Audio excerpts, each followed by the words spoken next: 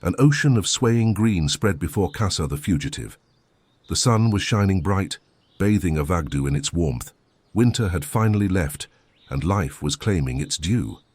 Nature was blooming, and soon a new generation would feed on the sweet fruits of this warm and generous land. The wolfen felt part of nature's eternal cycle, but did not share its exuberance. Once again, he felt the load on his heart. A whiff of blood caressed his nostrils, hidden among the various fragrances of the blooming trees. His entrails loudly drew his attention. He was hungry since the day before, and had not come across a prey large enough to satisfy his appetite. He left the wooded Val, and was soon within sight of a ruined Celt tower. The smell became more complex. Hidden by the smell of a freshly killed boar, there were some almost imperceptible fragrances. 1, 2, no, 3 other wolfen. Casa remembered he was roaming at the border of the Twilight Hills territory. Luck did smile to some hunters. The fugitive walked up to his brothers at the foot of the tower hill. There, in the high grass, stood 2 whelps holding spears and an adult with a great sword sheathed in his back. Judging by the traps hanging from their belts, they had to be prowlers, the master and his apprentices.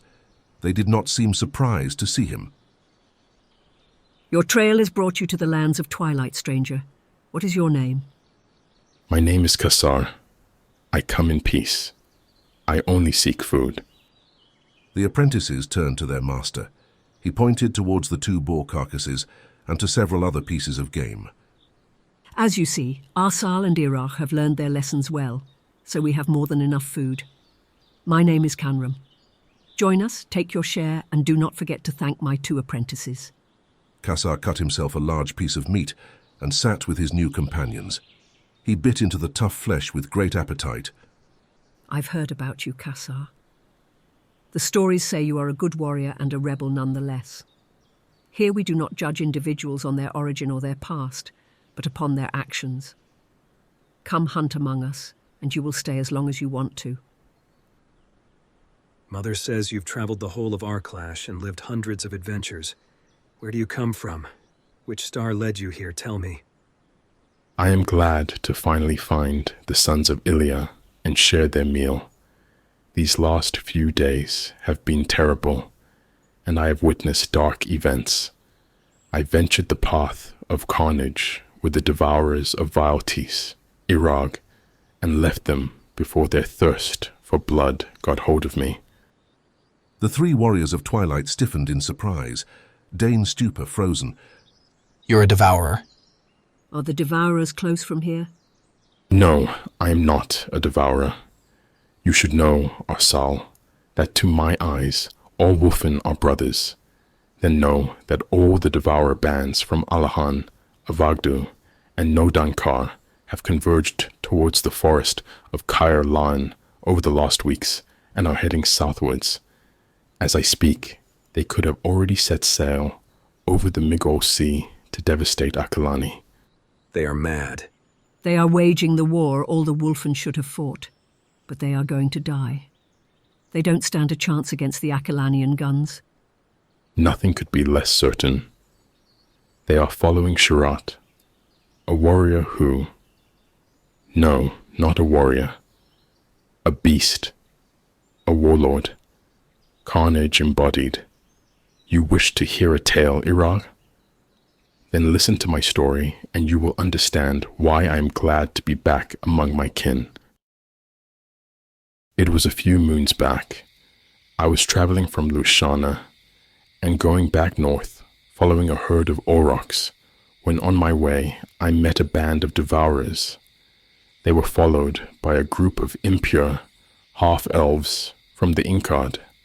They did not seem to be part of Kaliar's band of prowlers who control this territory. I was surprised to see among them several wolfen of around your age, Arsal and Irag. They were obviously tormented by devastation, the scourge drowning our kin in blind fury.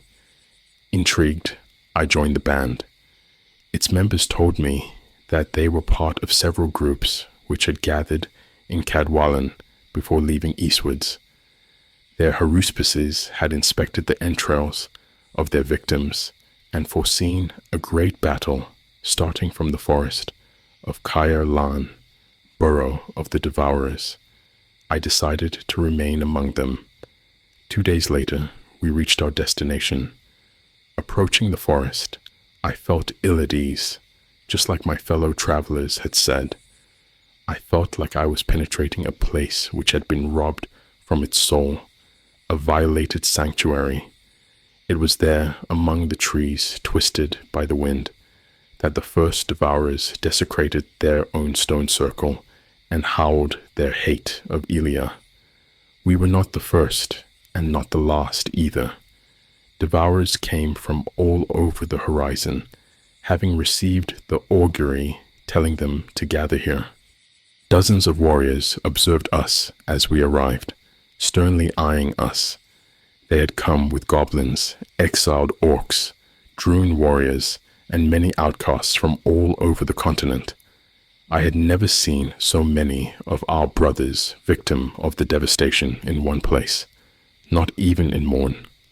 Hostility was everywhere, and the silence made it even more pressing. Soon after, I met Ilshun, a young female. Her skin was striped with the scars she had inflicted herself.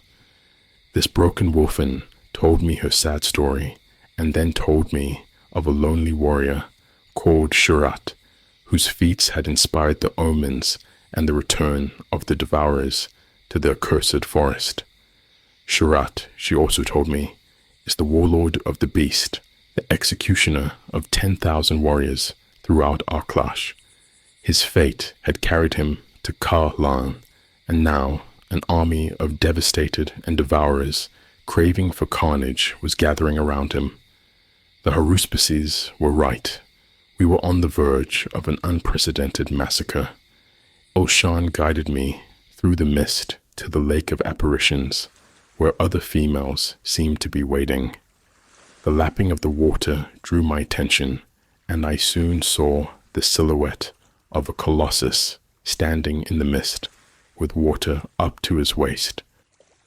Do not make any noise. The beast in him is so fierce that he would eat you alive. He is waiting for a new revelation before the battle. My hand instinctively felt my dagger. I held back at the last moment to avoid suspicion. Shurat has warg blood in him. He comes from Morn. His strength stirred such envy among his kind that they prayed Ilia to curse him. The bitch listened to her puppies and struck Shurat with the evil of devastation. The sign of this curse appeared on his skin as a threateningly shaped brand, and he became uncontrollable. It is then that he received his first revelation. He took his destiny into his own hands by leaving the stone circle before being put to death like a rabid dog. The fools who tried to stop him did not survive. Heading south on his own, he met Bizra, one of our haruspices. Bizra talked to him for a long time, and Shurat received another revelation. The symbol on his skin was the brand of carnage, the stigmata of his liberating fury. He is not cursed. He has defeated Ilia's curse. Devastation has made him sole master of his destiny. Ever since, Shurat is a devourer and has never stopped fighting. Maybe had Ilshun spoken too loud, or maybe had Shurat sensed my presence, but I felt a terrifying gaze upon me. The warlord was scrutinizing me like a predator choosing its prey. The ancient pact of the hunters, yet Shurat's eyes were not those of a predator, not even those of a devastated gone mad from his murderous urges. They were worse than that. Under this relaxed armor of muscles standing still, as the water around him, a volcano was rumbling, the fire of the beast. I should have attacked or run at the time, but I knew that if I had made any movement, I would have been the one killed. After several endless seconds, Shurat did not see a victim in me anymore and looked away. Kassa interrupted his tale as he thought about this extraordinary meeting. He did not tell Canram and his two apprentices that it was the second time he had seen such intensity in the eyes of someone. The first time was at the Crest of Dust, when he had listened to the prophecies of Eryx, who had become Fury and had been possessed by Ilia. The eyes of Shurat burned with the same fire, the fire of the gods, inhumane and supernatural. What was happening at the Lake of Apparitions was not the end of an apocalyptic prophecy, but a blessing. Vialtis was baptizing Shurat in the lake and gathering an army around his champion. What can be more dreadful than the show of a god rebelling against his kind, dragging a whole people in his wake? 2 female wolfen, a little further away from us, unveiled a weapon way too large for them, a bastard sword with a bladed hilt shaped of an axe blade. I had already seen such weapons in the hands of the defenders of Tir Nabor, but never of such size. I learned through Ilshan that Shurat had got hold of this weapon called Fury after having ripped it from the cold hands of a mountain giant. Both devourers stepped into the water, carrying the weapon to Shurat. Within a few meters of the warlord, they turned into true furies. They clinched, bit and clawed each other until blood was shed. As I saw the devourer walking out of the water, sword in hand, coming towards me, I felt I was overflowing with fresh and murderous energy. Everyone there was in unison, beating to the same destructive pulse. Shurat was the Messiah, the brand of carnage, his coat of arms. I then realized that Ilshan was not boasting when she said Shurat was the heir of our warg ancestors. He could shatter us, you and me, like twigs between his fingers. He caressed Ilshan's cheek, and she bit his hand. Those devourers are degenerated. They have given up their instincts and behave like men. Listening to Kassar, I would rather believe that the disciples of the beast have not lost their instincts, but are unable to use them. Those who devour their victims are being devoured from the inside by their own beast. And what happened afterwards? Shurat did not seem to feel the pain. He dropped his bloody hand on my shoulder and talked to me. His words still lingers in my mind. You shouldn't be here, rebel son of Ilia. You are a fugitive, and yet an irresistible force urged you to come. Tomorrow you will follow me, we will meet death, and upon its bloody altar, I will reveal to you the secret of carnage. Drenching your beast in blood will free you and show you the path to truth. You will forever be able to go wherever you want. As night crept upon Cadwallon, everyone got ready for the coming battle. The celebration was brutal. No one knew where we would fight. Death did not frighten them. They would have followed Shurat to raid hell. The howling of the devourers was carried in the freezing wind, and many hunting parties left only to come back with their victims. As the war song sounded, they were thrown, sometimes alive, into the frenzied assemblies and disemboweled before my eyes. Canram's gaze became suspicious. Kassar spotted this detail. The wolfen are brothers to the wolves, and among them, body language is clearer than words. I did not join them, Canram. I explored Cadwallon, hoping to find how to save this rotting forest. In vain, unfortunately. Among the sepulchres of the fallen stone circle, I found brick forges recently built, and the braziers feeding them. The profaners were beating the steel of the chains and the weapons of Vialtis, choking the flames with the ashes of our ancestors, their impious power shaping iron like one would shape clay. The haruspices, with their arms covered in thousands of cuts, were cooling the metal in the once sacred waters of the Lake of Apparitions. They then enchanted them in a mixture of blood and fragrant spices. Shurat's figure appeared among the disturbing lights of the furnaces. He bore the weapons and armor taken from the heroes fallen under his blows. Like a vision of the Ragnarok, The metal of all the armies on Arklash was devoured by the flames of the beast. The metal was destroyed and forged again by the powers of Veltis, his burning furor quenched in blood. From this chaos, something new was born, the breastplate of the destroyer. We shall not let the disciples of the beast destroy the creation. Issachar, our leader, says the devourer can destroy but do not know how to rebuild. If they carry out their plans, there will be nothing left to save, and it will be the end of the world. I saw Shurat again the next morning, when his presence drew me from my tormented dreams. He was wearing the breastplate of the destroyer, and was holding Fury, his sword. Tonight you will acknowledge death as your ally. He smiled at me, but his eyes were as furious as the day before. It was magnificent and terrifying to contemplate. Shurat was going south, and the devourers gathered in his wake. Those who didn't have weapons were given those forged the day before. Bands were constituted spontaneously, inventing war cries, howling their thirst for blood and freedom.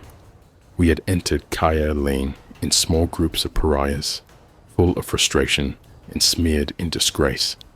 We came running out of it like an army of beasts rushing at full paces on the paths of destiny.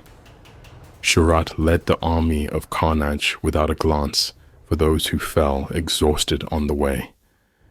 In their crazed march towards the south, the warriors of Veltis came across 2 Celt encampments and destroyed everything as they went.